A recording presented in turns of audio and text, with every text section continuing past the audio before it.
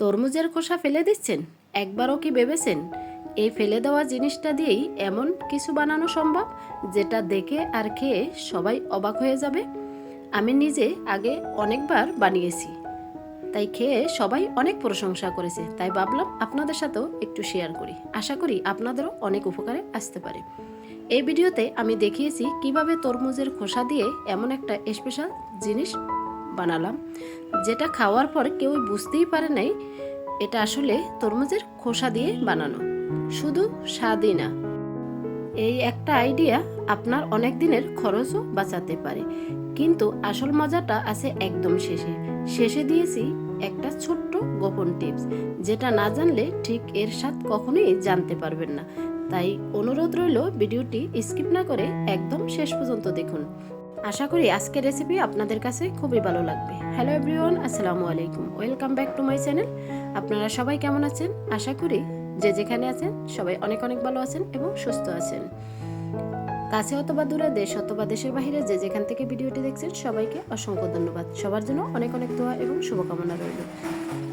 কথা না বাড়িয়ে চলে যাচ্ছে মূল রেসিপিতে। ভিডিওটি স্কিপ করলে অনেক কিছু মিস করবেন, তাই স্কিপ না করে শেষ পর্যন্ত দেখুন।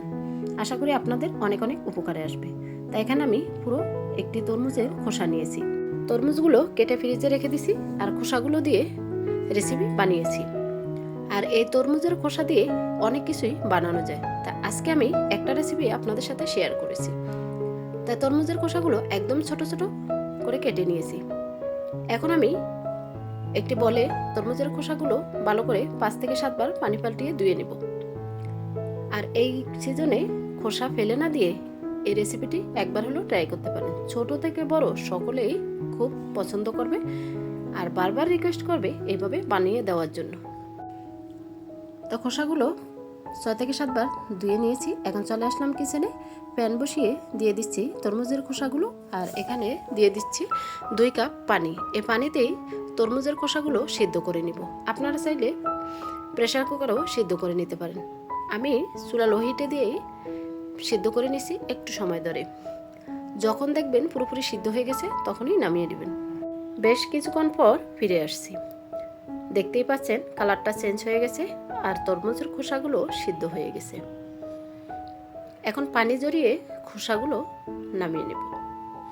তাই এক এক করে পানি থেকে সবটুকু তরমুজের খোসা তুলে নিচ্ছি। এইভাবে তরমুজের খোসা দিয়ে এই রেসিপিটি বানিয়ে ডিপ ফ্রিজে রেখে আপনারা অনেক দিন খেতে পারবেন। খেতে কিন্তু ভীষণ টেস্টি। তা খোসাগুলো তুলে রেখে ঠান্ডা করার জন্য দিয়ে তারপরে এখানে বানিয়ে নেব একটি শিরা। তাই প্যান বসিয়ে দিয়ে দিচ্ছি 2 কাপ পানি। তারপরে অ্যাড করে দিচ্ছি 1.5 কাপ চিনি।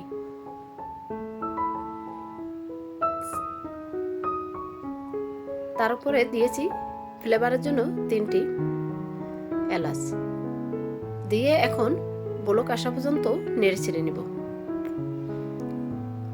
এই শিরাটা ঘন করার কোনো প্রয়োজন নেই, জাস্ট একটু বলক আসলেই হয়ে যাবে।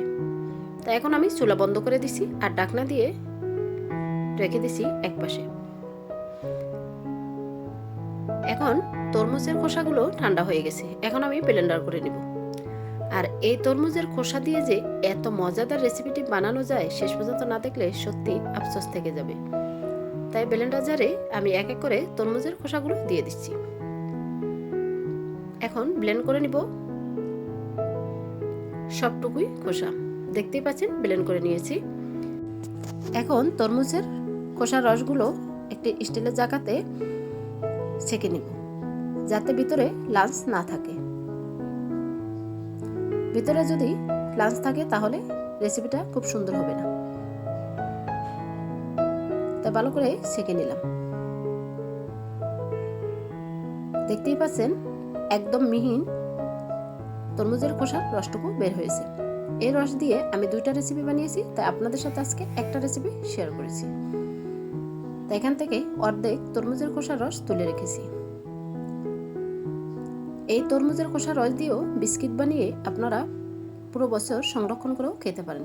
আর এইভাবে তরমুজের খোসার রস বানিয়ে ডিপ ফ্রিজে রেখে দিতে পারেন। যখন প্রয়োজন হবে নামিয়েও বিস্কিট মিষ্টি বানিয়ে নিতে পারবেন। তা এখন আমি তরমুজের খোসার রসের ভিতরে দিয়ে দিছি 1 কাপ পরিমাণ আটা, আর এখানে দিয়েছি হাফ কাপ পরিমাণ গুঁড়ো দুধ, কিন্তু ভিডিওটা স্কিপ হয়ে গেছে। এখন দিয়ে দিছি 3 টেবিল চামচ ঘি। ঘি হাতের কাছে না থাকলে আপনারা বাটার অথবা তেল দিতে পারেন। শুধু তেল দেওয়া যাবে না, বাটারের সাথেই তেল দিতে হবে। এখন হাত দিয়ে ভালো করে আটার ডোটা ময়াম করে নিব। এখানে আর বাড়তি পানি অথবা তরল দুধ কিছুই প্রয়োজন হবে না। একটু সময় ধরে ডোটা ভালো করে ময়াম করে নিতে হবে। বন্ধুরা, রেসিপিটি যদি বেশি ভালো লাগে একটি শেয়ার করে সবাইকে দেখার সুযোগ করে দিবেন। আর আমার চ্যানেলে নতুন হলে চ্যানেলটি সাবস্ক্রাইব করে বেল অন করে রাখতে পারেন নিত্য নতুন সাধারণ জিনিস দিয়ে অসাধারণ রেসিপি পাওয়ার জন্য। আপনাদের সবাইকে অসংখ্য ধন্যবাদ এত সুন্দর সুন্দর কমেন্ট করার জন্য এবং রেসিপি দেখার জন্য। দেখতেই পাচ্ছেন আটার ডোটা পারফেক্টভাবে আমি রেডি করে নিয়েছি। এটা রেস্টে রাখার কোনো প্রয়োজন নেই। এখন হাতে ঘি মাখিয়ে আমি মিষ্টির শেপ দিয়ে বানিয়ে নিচ্ছি। আর এই তরমুজের খোসা দিয়ে যে এত মজাদার মিষ্টি বানানো যায়, সত্যি আপনি একবার যদি বাসায় ট্রাই না করেন তাহলে আফসোস থেকে যাবে। খেতে কিন্তু ভীষণ টেস্টি। আর মিষ্টি পছন্দ করে না এরকম মানুষ খুঁজে খুব কমই পাওয়া যাবে। আর বাচ্চারা তো মিষ্টি খুবই পছন্দ করে। আর 1 কিলো মিষ্টির দাম 400 টাকা। তা 400 টাকা দিয়ে না কিনে একটা তরমুজ কিনে খোসা দিয়ে বানিয়ে ফেলতে পারেন এই মজাদার মিষ্টি। আশা করি সবাই আপনার প্রশংসা করতে বাধ্য হবে। তো এক এক করে মিষ্টির শেপ দিয়ে সবগুলো বানিয়ে নিচ্ছি। চলে আসছি কিচেনে। প্যান বসিয়ে দিয়ে দিচ্ছি পরিমাণ মতো তেল।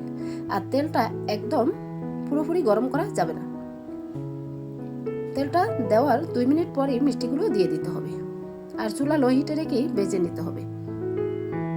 এক এক করে সবগুলো মিষ্টি দিয়ে দিচ্ছি।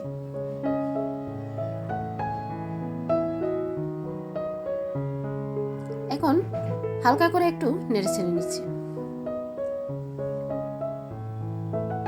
আর এইভাবেই চুলা লো হিটে দিয়েই ভেজে নিব। এখানে আমি 2টা কালার করেছি, একটা হালকা লাল আর একটা কালো। এখান থেকে মিষ্টিগুলো যখন ভাজা হবে হালকা লাল হলে কিছুটা তুলে নেবেন, আর বাকি কিছু রেখে একদম কালো করে ভেজে নেবেন। শিরাতে দিলেই কালারটা খুব সুন্দর চলে আসবে। তো এখন চামচ দিয়ে সবগুলো উল্টিয়ে দিয়েছি। বন্ধুরা, যে একবার খাবে এই আপনার তরমুজের খোসার মিষ্টি, সে সত্যি আপনার প্রশংসা করতে বাধ্য হবে। তা ভিডিওটি দেখতে দেখতে যারা এই পর্যন্ত আসছেন লাইক দিতে ভুলে গেছেন, ছোট্ট একটি লাইক দিয়ে শেষ পর্যন্ত দেখার অনুরোধ রইল। আশা করি খুবই ভালো লাগবে আপনাদের কাছে এই ফেলে দেওয়া জিনিসের রেসিপি। দেখতেই পাচ্ছেন কালারটা মোটামুটি চলে আসছে। এখন আমি নেড়ে ছেড়ে নিচ্ছি। কিছুক্ষণ নেড়ে ছেড়ে এখান থেকে কিছুটা মিষ্টি তুলে নিব, আর বাকিগুলো একদম কালো করে ভেজে নিব। এখন এখানে হালকা ব্রাউন কালার হয়ে গেছে। এখান থেকে কিছুটা মিষ্টি আমি তুলে নিচ্ছি। যেহেতু আমি 2টা কালার করব তাই কিছুটা মিষ্টি আমি তুলে নিচ্ছি। আর বাকি 8 পিস মিষ্টি রেখে দিব, সেটা কালো করব। তাই এই 8 পিস মিষ্টি চুলা বাড়িয়ে দিয়ে এখন একদম কালো করে ভেজে নিব। তাহলে মিষ্টিটা দেখতেও খুব সুন্দর লাগবে, খেতেও কিন্তু ভীষণ টেস্টি হবে। অতিথি আপ্যায়নের জন্য একদম পারফেক্ট মিষ্টি। দেখতেই পাচ্ছেন চুলা বাড়িয়ে দিয়ে কিছুক্ষণ ভেজে নিচ্ছি, একদম কালো কালারই চলে আসছে। এখন আমি এক এক করে সবটুকু তুলে নিচ্ছি। তো 2 কালার করে মিষ্টিগুলো ভেজে নিয়েছি। আগে থেকে যে শিরাটা আমি বানিয়ে রেখেছি, শিরাটা হালকা গরম রয়ে গেছে। তাই এই হালকা গরমের ভিতরেই মিষ্টিগুলো দিয়ে দিতে হবে। যদি মিষ্টিগুলো ফুটন্ত গরম শিরার ভিতরে দেন তাহলে ভেঙে যাওয়ার সম্ভাবনা অনেকটাই বেশি থাকবে। তা হালকা গরমের ভিতরে মিষ্টিগুলো দিয়ে দিচ্ছি। এখন আমি রেস্টে রেখে দিচ্ছি 6 থেকে 7 ঘন্টার জন্য। 7 ঘন্টা পর ফিরে আসছি। দেখতে পাচ্ছেন কালারটা কত সুন্দর হয়েছে এবং খেতেও কিন্তু ভীষণ টেস্টি হয়েছে। আর দেখে তো সত্যি লোভ সামলানো বড়ই কঠিন হয়ে যাবে। এত সুন্দর মিষ্টি যদি তরমুজের খোসা দিয়ে বানানো যায় তাহলে চড়া দামে কেন কিনতে যাবেন বলুন তো। এখন এক এক করে পরিবেশন করে দেখিয়ে দিচ্ছি কতটা লোভনীয় হয়েছে এবং ভেঙেও দেখিয়ে দেব। শেষ পর্যন্ত দেখুন। আর এই শিরাটা যখনই বানিয়েছি 2 ফোঁটা লেবুর রস দিয়েছি। লেবুর রসটা অবশ্যই দিতে হবে, না হলে শিরাটা আপনার ঘন হয়ে যাওয়ার সম্ভাবনা বেশি থাকবে। তাই লেবুর রস 2 ফোঁটা দিয়ে দেবেন। তো এক এক করে সবগুলো পরিবেশন করে নিচ্ছি। আর কালারটা দেখে বুঝতে পারবে না কেউ যে তরমুজের খোসার মিষ্টি। এখন আমি একটি চামচ দিয়ে চেপে চেপে দেখিয়ে দিচ্ছি কতটা নরম হয়েছে। মিষ্টিগুলো যখনই বানাবেন 7 থেকে 8 ঘন্টা বা 10 ঘন্টা যদি এই রসার ভিতরে ভিজিয়ে রাখতে পারেন তাহলেই এরকমই ফুলে রসে টয়টুম্বুর হয়ে যাবে। তাই এখন এক পিস একটি ফ্রিজে নিয়ে কেটে দেখিয়ে দিচ্ছি ভিতরের লুকটা কীরকম। তরমুজের খোসা দিয়ে যেহেতু তাই ভিতরে কালারটা একটু লালচে হয়েছে, দেখিয়ে বুঝতে পারছেন। আশা করি আজকের রেসিপি আপনাদের কাছে খুবই ভালো লেগেছে। তাই ভিডিওটি শেষ পর্যন্ত দেখার জন্য সবাইকে অসংখ্য ধন্যবাদ। সবার জন্য অনেক অনেক দোয়া এবং শুভকামনা রইল। আমার ছেলে তো মিষ্টি দেখে সত্যি পাগল হয়ে গেছে খাওয়ার জন্য, তাই আমি এক পিস এখান থেকে খাইয়ে দিছি আর আপনাদেরকে দেখিয়ে দিছি। আর এইভাবে মিষ্টি বানিয়ে আপনারা ডিপ ফ্রিজে রেখেও খেতে পারেন। আর এই তরমুজের খোসা দিয়ে বিস্কিট বানিয়েও সংরক্ষণ করতে পারেন। সেই রেসিপিও ইনশাআল্লাহ আগামীতে শেয়ার করব আপনাদের সাথে। তা আমার চ্যানেলেই থাকার জন্য অনুরোধ রইল। তো আজকের মতো এখানেই বিদায় নিচ্ছি। আবারও দেখা হবে নেক্সট কোনো রেসিপির সাথে। ততক্ষণে সবাই ভালো থাকবেন, সুস্থ থাকবেন। আসসালামু আলাইকুম রহমতুল্লাহি ওয়া বারাকাতুহু। আল্লাহ হাফিজ।